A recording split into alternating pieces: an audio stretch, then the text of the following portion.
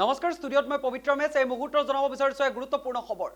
পৰিবহন বিভাগৰ গুৰুত্বপূৰ্ণ ঘোষণা এতিয়াৰে পৰা প্ৰতিখন বাছত থাকিব লাগিব ই টিকেটৰ ব্যৱস্থা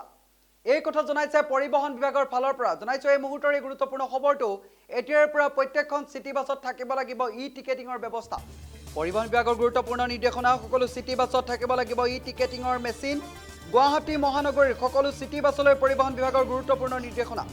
সকলো সিটি বাছত থাকিব লাগিব ই টিকেটিংৰ মেচিন য'ত জিলা পৰিবহন বিভাগে নিৰ্ধাৰণ কৰি দিয়া মূল্যতে যাত্ৰীৰ পৰা সংগ্ৰহ কৰিব পাৰিব বাছৰ ভাড়া